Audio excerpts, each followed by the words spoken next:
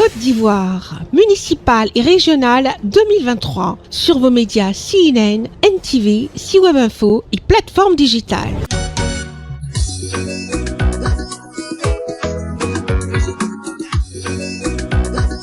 Acquis et bilan 2020-2022. Programme jeunesse du gouvernement Côte d'Ivoire 2023-2025. Placé sous la tutelle du ministère de la Promotion de la Jeunesse, de l'Insertion professionnelle et du Service civique, dirigé par M.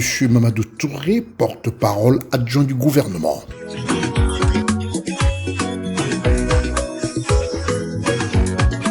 Sur la période 2020-2022, malgré le contexte de crise et le contexte particulièrement sévère, le gouvernement a poursuivi ses efforts. Ceux-ci ont permis à 717 307 jeunes de bénéficier d'opportunités dans le cadre des programmes d'insertion professionnelle répartis comme suit.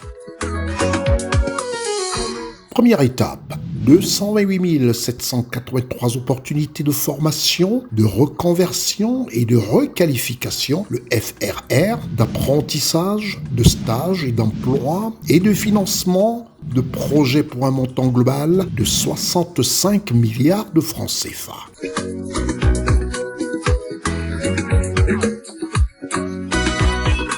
Concernant le ministre de la Jeunesse, M.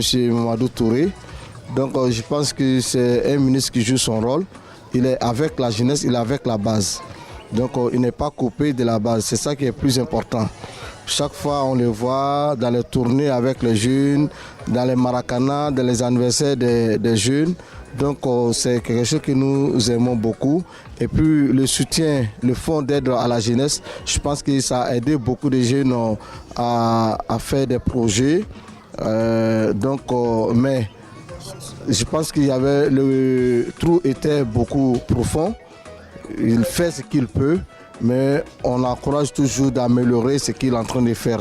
Voilà, parce que la jeunesse est nombreuse. Il a déjà fait quelque chose de grand, mais on l'encourage encore d'augmenter son budget pour que la cible soit atteinte entièrement. Ce que je pense du ministre Touré Mamadou, le ministre de la Jeunesse, c'est qu'il apporte son soutien aux jeunes ivoiriens, aux jeunes entrepreneurs, aux jeunes qui veulent travailler pour que le développement de la Côte d'Ivoire aille de l'avant. Parce que nous avons besoin de travailler.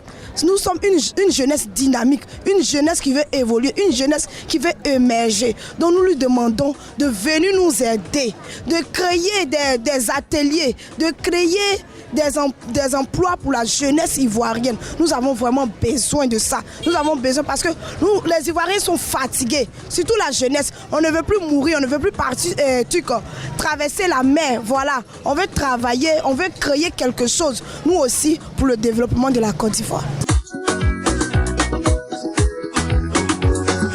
Deuxième étape, 327 427 emplois formels générés par l'économie nationale ivoirienne, dont 261 942 par le secteur privé et 65 485 par le secteur public. Table de bord, emploi.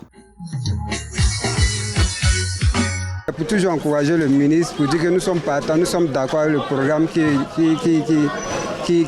maintient. Et il faudrait aussi que le financement des jeunes en créant une petite entreprise pour pouvoir s'en sortir. Ce que je peux dire concernant le ministre de la Jeunesse, c'est que c'est un bon ministre. En tout cas, il fait bien son boulot. Et il se préoccupe plus pour la jeunesse aussi. On voit aussi ses œuvres.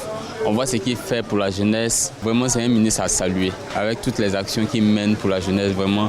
Étant lui-même un jeune aussi, pour saluer son travail aussi. Parce qu'il se préoccupe beaucoup pour la jeunesse. Mon impression vis-à-vis du ministre de la Jeunesse, Touré Mamadou, vraiment, c'est un ministre vraiment qui a vraiment aidé la jeunesse vraiment que nous sommes. Vraiment, on voit déjà ses pas vis-à-vis de cette jeunesse aujourd'hui qui, en un mot, a commencé à s'éveiller, a commencé à remplir les conditions vis-à-vis de l'État. Et déjà aussi, cette jeunesse aussi a commencé à impressionner à se mettre vraiment dans toute activité vraiment qui sort de l'informel. Vraiment, c'est grâce à ce ministre. Il a fait beaucoup, mais il n'est qu'à y réessayer encore. Troisième étape a vu 137 205 acteurs du secteur informel, bénéficiaires de subventions au titre du fonds d'appui aux acteurs du secteur informel, le FACI, pour un montant de 32 milliards 96 350 000 francs CFA. Et enfin, 23 892 jeunes bénéficiaires du programme de lutte contre la fragilité dans les zones frontalières du Nord pour un coût de 9 663 millions de francs CFA. PS Gouv 2022-2024. 2023, année de la jeunesse. Une ambition forte pour aller plus loin, plus vite.